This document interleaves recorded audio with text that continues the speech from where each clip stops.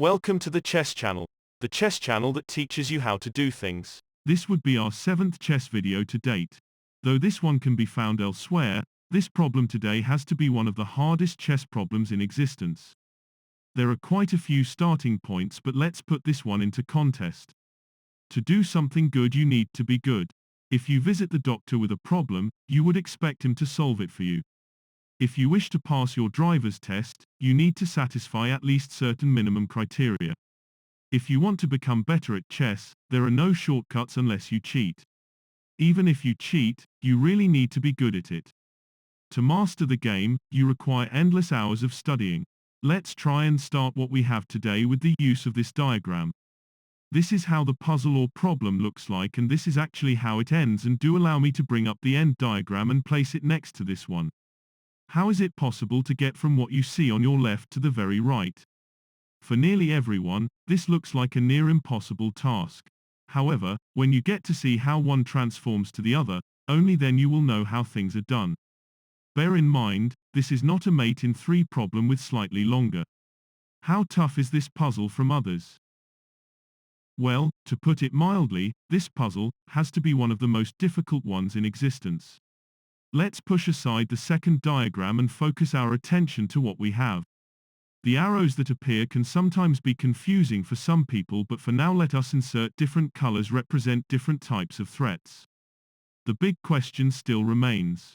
How is it at all possible to move from what we have here to the end result we have just seen? If black were to move first, then this would be one of the easiest puzzles around. All you need is this queen move and that would be it. It's game over and black wins with a nifty checkmate. Looking at the option of white making the first move, this puzzle can now raise many people's eyebrows. Are yours raised too? What would be white's first move and how would you follow this one through? What comes first to mind is that a rook check will pick up the queen, but knight takes c6 with a nasty fork can be another option to consider. Which one from these 2 possible options would you go for and why? Would you think the order of moves matters here? Maybe it does. We will find out very soon. Let's try this rook check for starters. With the king now forced to step forwards, what can white do and how can they make progress?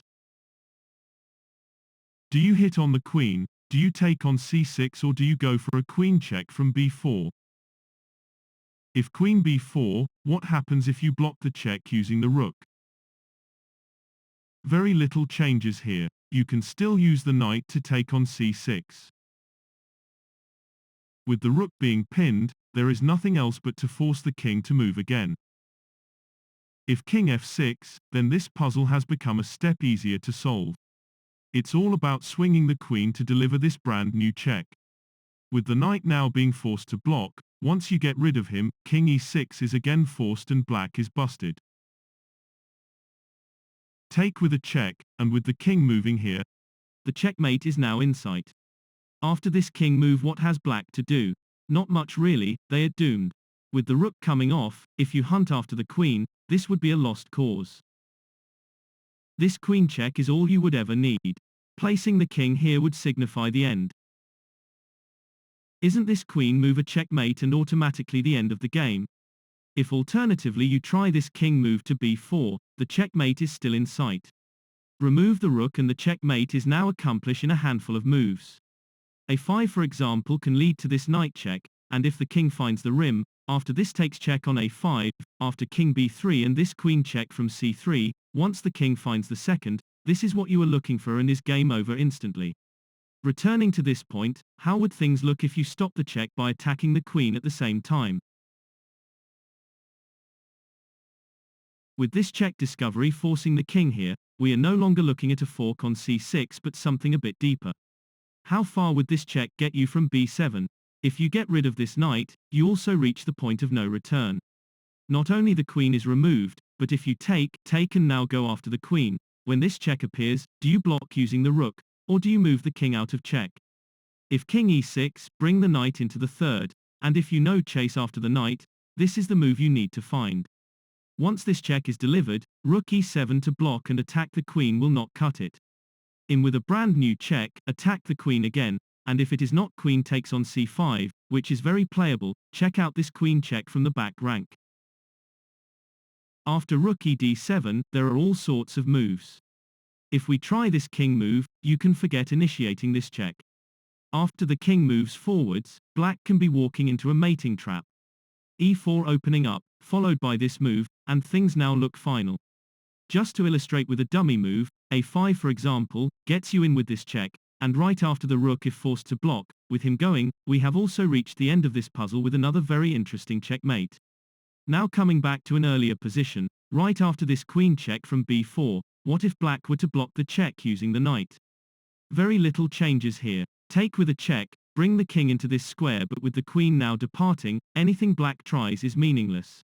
All you can do is to get rid of this knight, but after something like rook e8, black's position is really crumbed up.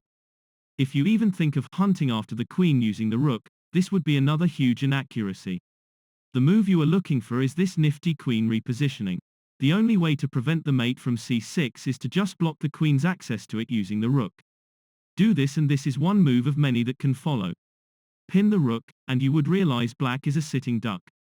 There are a very few choices of moves, but anything played would lead to a checkmate. There is no immediate checkmate, but with this setup, we are for sure looking at a checkmate in 40 or so moves, or maybe less. If we come back to this position, after knight takes c6, is king d6 any better? Remove the queen with the knight, capture with the rook, and with the rook additionally coming off, there are two possible options for white. 1. Is a queen check from the back rank, and 2. Is this attack on the rook using the knight? If option 2 is exercised, this rook is basically perished. If rook d4, with this incoming fork, the rook is lost.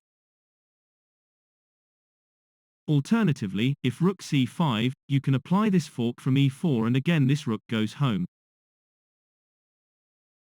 If rook a5, he still goes when this check appears. If you return him to cover, yes you do cover, but when this fork appears, rest assured you have blown it big time. This is not to say you had a decent position prior to this move. So let us return back to square one and where the puzzle actually starts. After this initial rook check and king e7, once the pawn is removed with a nasty check, let's try not king d6 but king f6. We humans would love to get rid of the queen, but maybe there is something even stronger than just getting the queen to go. If we take, recapture with the knight, what is best to do? Knight c3 just looks ideal, but is knight e3 better? If knight c3, rook d6 would be a disaster. Come in with this nasty fork, and if king shifts aside, there is either this queen check from the third or knight takes rook.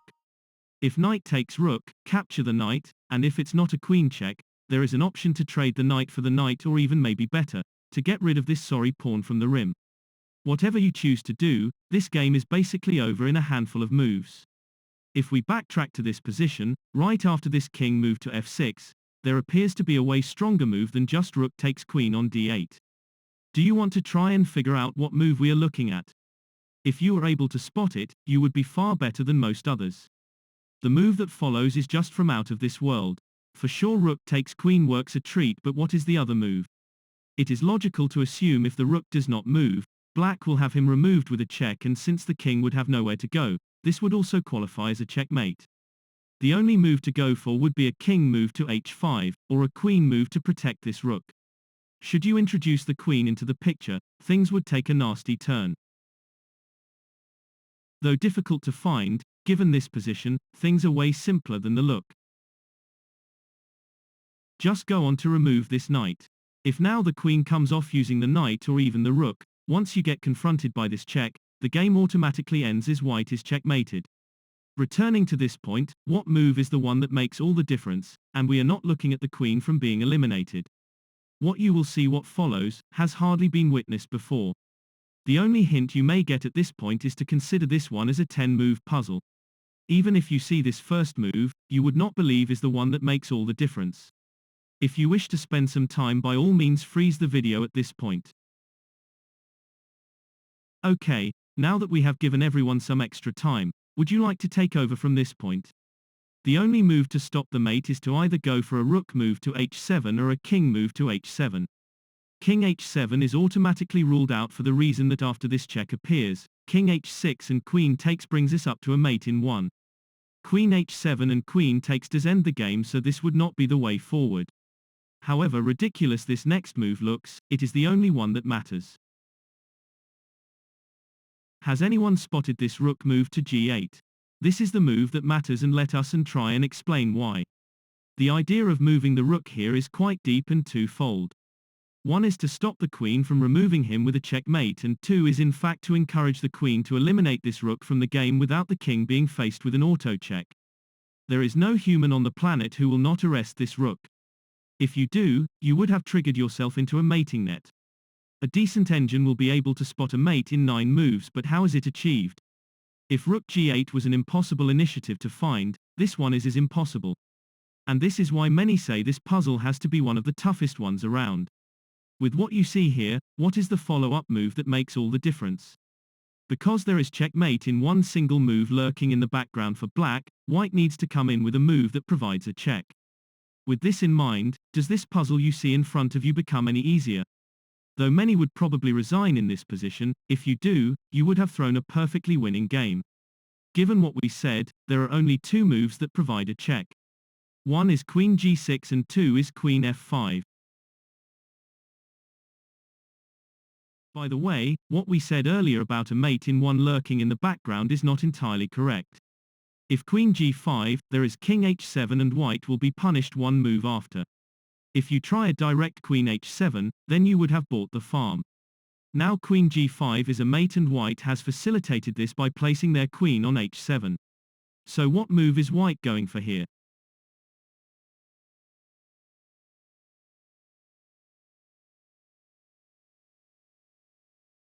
It's this one with a queen check on f5.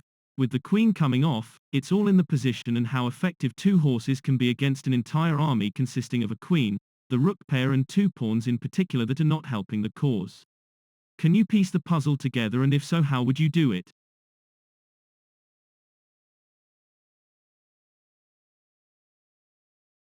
It all starts with this knight check from e7.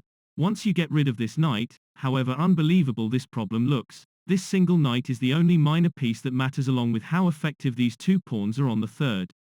This is what makes this puzzle so special. Once the king is checked, king f6 will lead to this knight takes rook check, and with the king having nowhere to go but to return to where he stood, not only this rook also goes but the queen is up next. With the king again bouncing back, not only the queen drops but white wins this one. With the king jumping fourth, run again with this brand new check, there goes the king again to the 6th, and finally with the knight returning to deliver another brand new check, after king f5 and now this push to the 4th. This is how you end things.